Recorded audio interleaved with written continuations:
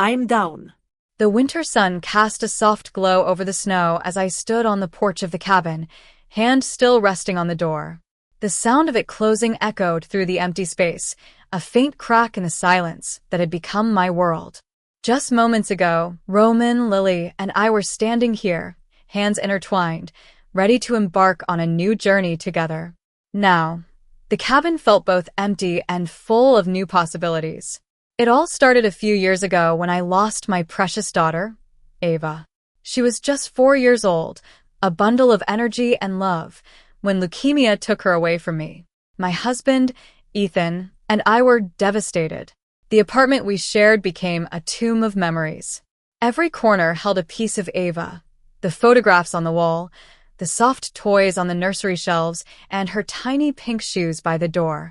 Ethan tried to move on, to find a way to live with the pain. But for me, it was like time had stopped the moment the monitors in the pediatric ward went silent. I couldn't bear to change anything in Ava's room. It was as if by keeping everything exactly as it was, I could hold on to her a little longer. Ethan and I grew apart. He wanted to donate Ava's clothes and toys, to make space for a new life. But I couldn't let go. I clung to the pink stuffed bunny that Ava had loved so much, whispering to it as if she could still hear me.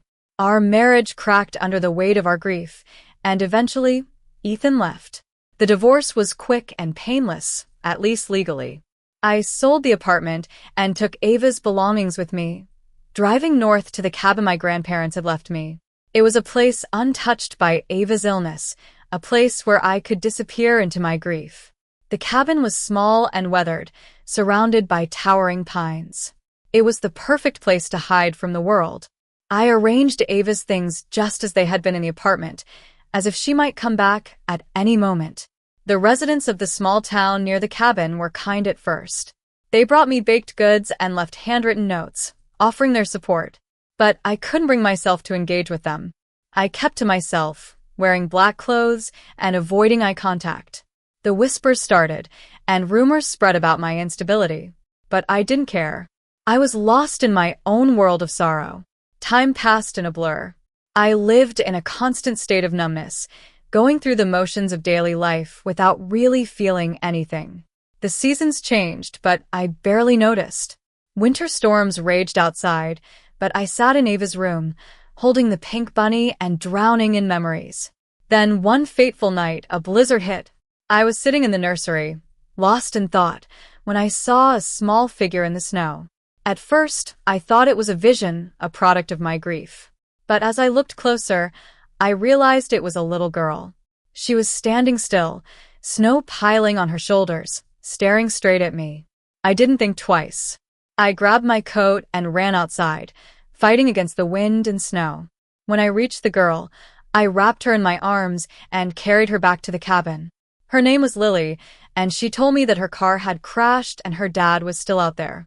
Without hesitation, I went back into the storm to find her father, Ryan. He was unconscious in the car, but I managed to get him back to the cabin. Once inside, I tended to his injuries and made them both warm and comfortable. Lily's presence in the cabin was like a breath of fresh air.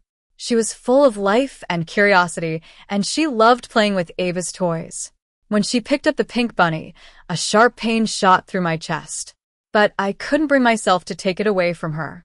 As the days passed, I found myself opening up to Ryan and Lily.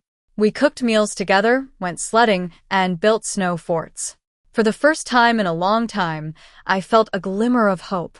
Ryan shared his own story of loss. His wife had died in a car accident 3 years ago, leaving him to raise Lily on his own.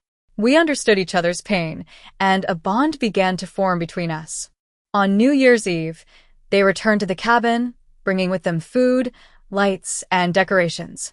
We decorated the tree and had a wonderful celebration. As the clock struck midnight, I felt a sense of peace and happiness that I hadn't felt in years. But as the day of their departure approached, I started to feel afraid. I didn't want to go back to the empty silence of the cabin. I didn't want to lose the warmth and love that Ryan and Lily had brought into my life. On the morning they were meant to leave, Ryan took my hand and asked me to marry him. He said he didn't want to build a life without me, and he wanted us to be a family with Lily. I was overwhelmed with emotion. All the pain and loss of the past few years seemed to melt away as I looked into his eyes and saw a future full of hope. I said yes, and we packed our things and left the cabin behind. We returned to the city, where we started a new life together. Months passed, and spring brought new life to the world. On March 8th, as Ryan cooked dinner and I read on the couch, Lily climbed into my lap and rested her head against my chest. She looked up at me and said, "Mom." In that moment, I knew that I had finally stepped out of the darkness and into the light. Ava would have wanted me to be happy, and I was finally ready to embrace the future.